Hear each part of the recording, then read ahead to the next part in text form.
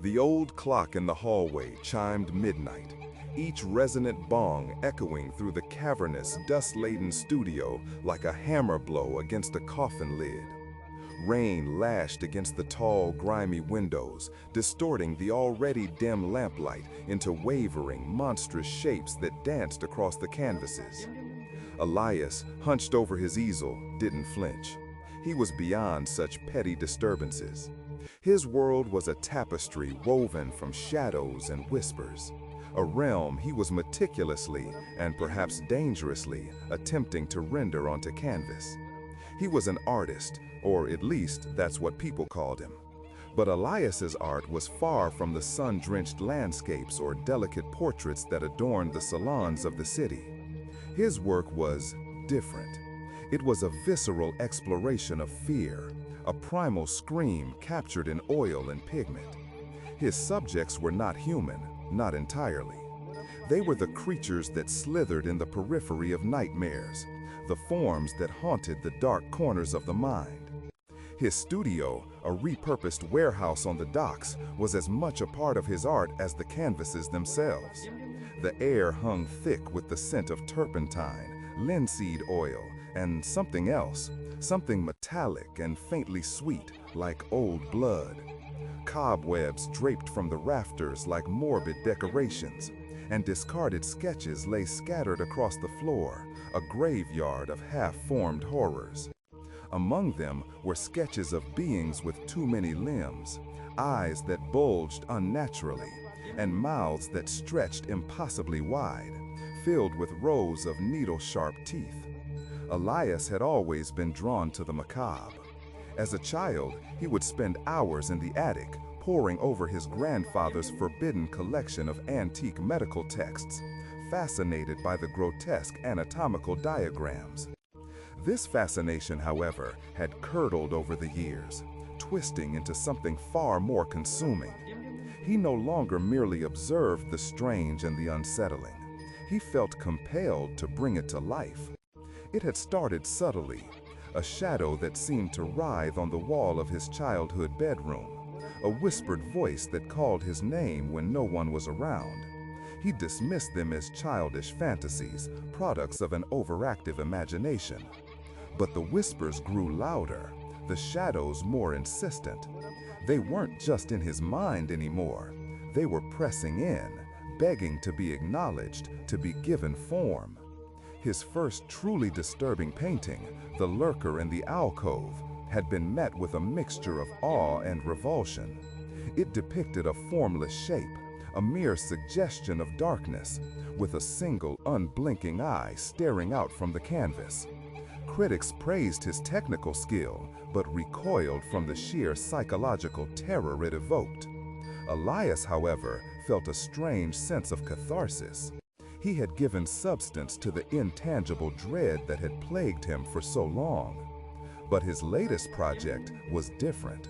This was not just about depicting fear, it was about conjuring it. He was working on a piece he called The Weaver of Despair. The canvas was vast, and on it he was painting a colossal arachnid-like monstrosity, its body a shimmering iridescent black, its legs impossibly long and slender, each ending in a razor-sharp barb. But it was the eyes that truly captured and repelled. There were dozens of them, scattered across its bulbous head, each reflecting a miniature, distorted image of the viewer, trapped in an endless loop of agony. As Elias worked, the rain outside intensified, the wind howling like a wounded animal. The lamplight flickered erratically, casting long, dancing shadows that seemed to detach themselves from the walls and creep across the floor. He could feel it, the presence. It wasn't just the storm. It was something else, ancient and malevolent, drawn by the raw energy of his creation. He dipped his brush into a pot of viscous crimson paint. It wasn't just red. It was a shade he had mixed himself, a shade that seemed to pulse with an unnatural life. He was painting the ichor that dripped from the weaver's fangs, a substance that shimmered with an unholy luminescence. As he applied the paint, A faint, metallic tang filled the air, stronger than before.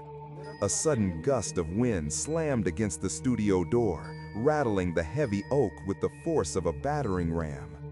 Elias's heart, which had been beating a steady rhythm of focus, suddenly lurched. He paused, brush in hand, his gaze fixed on the door. He was alone in the studio. He always was. He tried to shake off the unease. It was just the storm, he told himself, just the old building groaning under the onslaught of the weather. He returned to his painting, his hand trembling slightly. He needed to finish this. He needed to capture the essence of the terror before it dissipated, before the whispers faded back into the mundane silence. But the feeling persisted, a cold dread creeping up his spine. He glanced at the window. The reflections in the glass were no longer distorted by the rain. Instead, they showed something else, something standing just outside, silhouetted against the flickering streetlights. A tall, gaunt figure, its head tilted at an unnatural angle, as if listening. Elias's breath hitched. He knew, with a certainty that chilled him to the bone, that it wasn't a person. The proportions were wrong, the stillness too absolute. He slowly lowered his brush, his eyes darting from the window to his unfinished masterpiece. He had poured so much of himself into the weaver of despair. Hours upon hours of obsessive focus, of drawing on the darkest parts of his psyche. He had felt a connection to the creature as he painted, a strange kinship. Now, he wondered if he had done more than just paint it. Had he invited it? A soft scraping sound echoed from the far corner of the studio, near a pile of discarded canvases. Elias's eyes snapped in that direction. He saw nothing but shadows. But the scraping continued, a slow, deliberate sound, like claws dragging across rough wood. He picked up a palette knife, its edges honed to a wicked sharpness. He wasn't a fighter, but he was an artist. And artists defended their creations, even if those creations were becoming something other. The scraping stopped. Silence descended, heavy and suffocating, broken only by the relentless drumming of the rain. Elias held his breath, straining his ears. Then a low, guttural whisper, dry and rasping, slithered from the darkness. It wasn't words he could understand, but the intent was clear. It was a sound of hunger, of ancient, unspeakable longing. Elias took a tentative step back, his eyes never leaving the shadowed corner. The air grew colder, the metallic scent now overwhelmingly strong. He could feel a presence, moving, not walking, but gliding, flowing through the studio like liquid darkness. He turned back to his easel, his gaze falling on the weaver. The painted eyes seemed to glow with an inner light, and for a horrifying instant, Elias was certain he saw them shift, tracking his movement. The fangs on the canvas dripped with a fresh sheen of crimson, a stark, wet contrast to the dry, dusty pigment. Suddenly, a cold, unyielding pressure pressed against his back. It wasn't a hand, not a solid limb. It felt like 1,000 icy needles pricking his skin simultaneously. He gasped, stumbling forward, his hand instinctively reaching out to steady himself against the easel. His fingers brushed against the canvas, and as they did, a jolt like an electric shock coursed through him. The painted threads of the weaver's web seemed to shimmer, to gain a terrifying depth. He could feel a connection, not just to the art, but to the thing that was now in the room with him. He turned slowly, his heart hammering against his ribs. Standing before him, bathed in the flickering lamplight, was a figure that defied all logic, all biological understanding. It was impossibly tall and slender, its limbs ending in segmented chitinous points that clicked. And its eyes. Oh, its eyes. Dozens of them, scattered across its head, each reflecting a perfect, miniature image of Elias, his face contorted in terror. He saw himself in each of those eyes, a trapped, screaming silhouette. He heard the whispers again, louder now, a cacophony of dry, rustling voices that seemed to emanate from the creature itself. They spoke of hunger, of ancient cycles, of a thirst that could never be quenched. Elias stumbled backward, his breath catching in his throat. He looked from the creature to his painting. The weaver on the canvas seemed to ripple, to move independently of the brushstrokes. The crimson ichor dripped, and with each drop, the air grew heavier, the shadows deeper. The creature extended a long, spindly leg, its barb glinting in the dim light. It didn't strike, it merely pointed, then, slowly, deliberately, began to trace the outline of the weaver on the canvas. As it did, the painted lines seemed to glow with an internal fire, and the colors bled, becoming impossibly vibrant, impossibly real.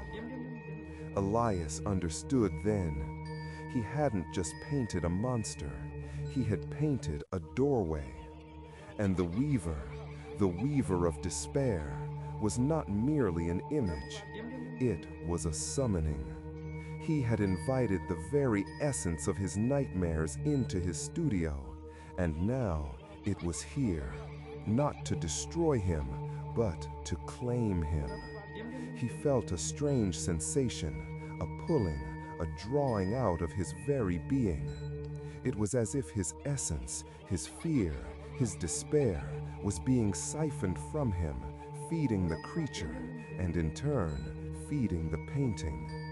The whispers intensified, no longer sounding like external voices, but like thoughts being planted directly into his mind, ancient and alien.